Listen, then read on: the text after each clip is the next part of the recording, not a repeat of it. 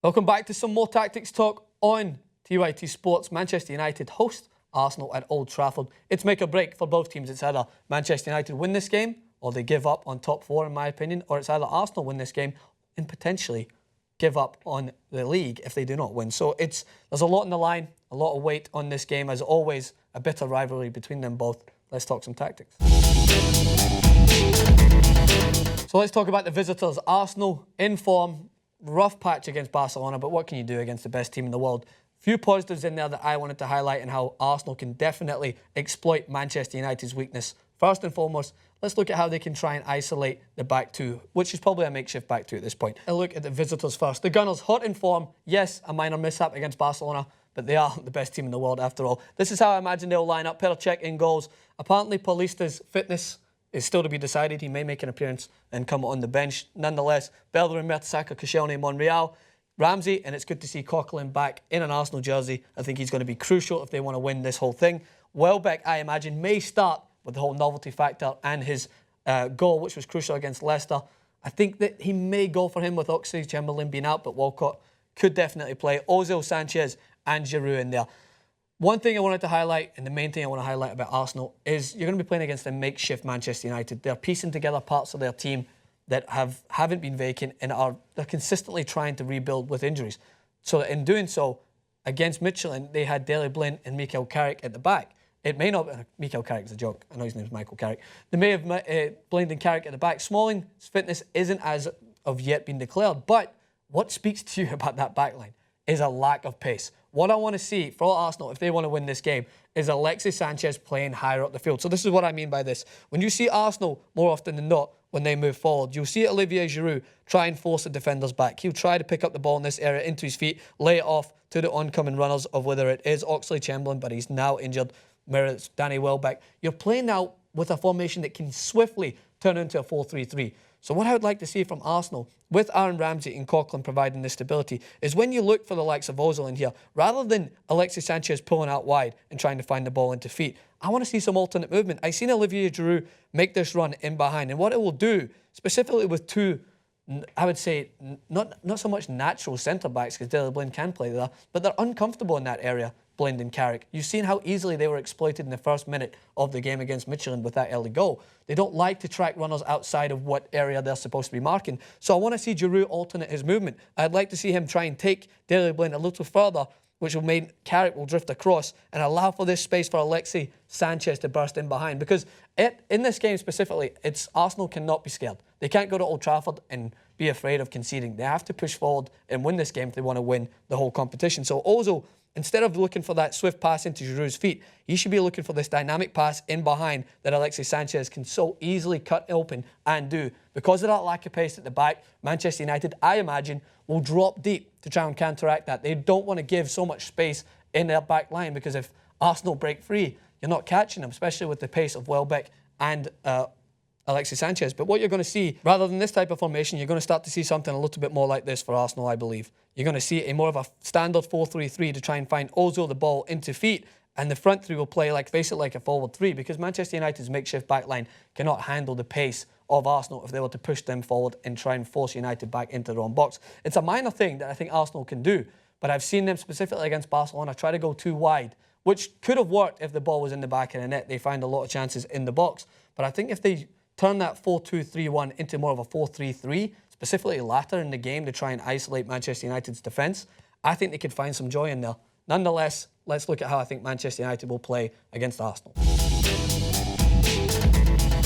So as you know by now, the way things go here, I'm going to highlight one flaw that I've seen from the last game, specifically defensively, before I go forward and talk about how United can try and exploit Arsenal's weaknesses. So the first thing, Michelin, good result in the end up, a little tough the way things started, and it could have easily been avoided. So before I get into that, the team is what might change, because there's a few injuries in there. Apparently Smalling might find his way back, but at the moment I'm going to go with this team. So I think Carrick and Blind did an okay job, specifically in the second half. Rojo might make a return as well, but I really liked Riley at left back. I thought he did a phenomenal job going forward, and I did like Schneiderlin and Herrera when they started to click, especially going forward as well. Herrera, that last man running into the box, is very dangerous, so I did like that partnership. Lingard, Mata, Depay, and of course the new hero Marcus Rashford up top. So if Smalling is to come back into the team, of course he's to start if he's ready to be fit. And then in that scenario, what I would do personally, I don't think Mata had the best game. I think Mata has definitely been playing well enough to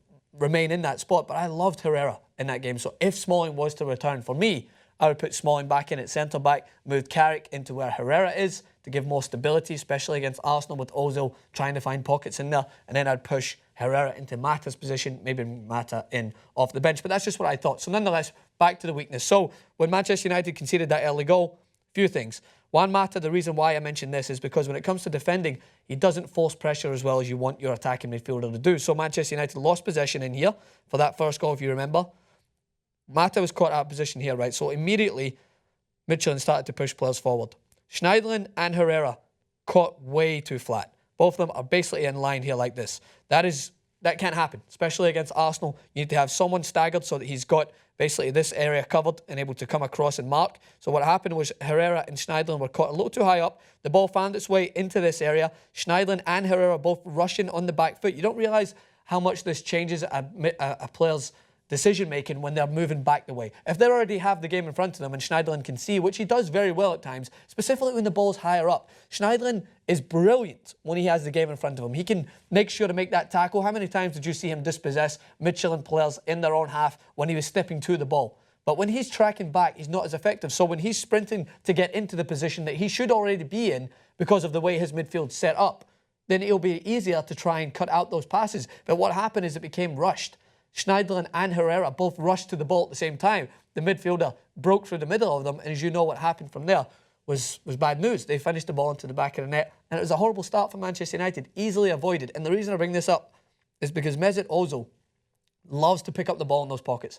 So if it's Schneiderlin and Carrick, or if it's Schneiderlin and Herrera, it's going to be Schneiderlin for me that I want to sit a little bit deeper. Now, Carrick naturally is a more deeper-minded player, and he would fill into that position no problem if it was to be him and Schneiderlin. But I love how Schneiderlin steps to the ball and adds that pressure. But he needs someone to back him up. So, specifically, if Mesut Ozil finds himself in this space, I want Schneiderlin to be stepping to him, putting pressure. But that means that whether it's Herrera or whether it's Carrick, they need to be working cohesively. So as soon as he steps to the ball, Herrera needs to be thinking, I need to get here, provide backup. And if it's Mata, I need to get here and form this triangle formation, which everyone, when you play in midfield, knows and has heard of. But Manchester United, at times, let that go away far too easy. So that's the minor thing, I think, defensively that has to be shored up to prevent Ozil from picking up the ball. But going forward, things started to click in the second half. Why? I'll tell you right now. So going forward, I'm going to focus on one term, a term that was driven into me back in sunny Scotland when I was a young lad trying to pursue football. It was recycle your movement.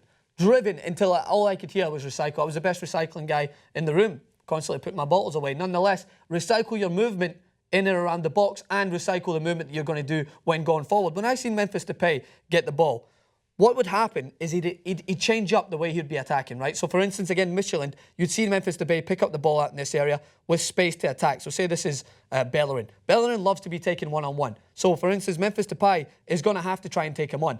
But what Riley was doing is he'd offering this extra option down the line so he could utilise him, put Bellerin in a second mind, make him guess whether or not he's going to play it wide or whether he's going to stop. And what that allowed for Manchester United to do, specifically if you remember Schneiderlin's header off the post, is Memphis Depay switched it up. He recycled his movement. He didn't simply pick up the ball in this area and drive down the line. He checked back, found it into a deeper midfield position and whipped in a first-time cross. And Schneiderlin was very unlucky not to score. And the same thing goes for the strikers' movements. What I loved about Marcus Rashford, especially in the box. So if you remember Rashford's first goal, the ball was wide and Rashford made this run into the box, right? It dragged the defender across. It was a good striker's movement to try and win the ball. When that ball went too deep and it went to Juan Mata, Michelin's two defenders were so still. And what you see Rashford do is he recycled his movement, checked back, and was managed to get there in front of the ball to put it into the back of the net. That's what strikers need to do. That's what Manchester United need to do, specifically if they get the chances in the box against Arsenal, is recycle your movement. So this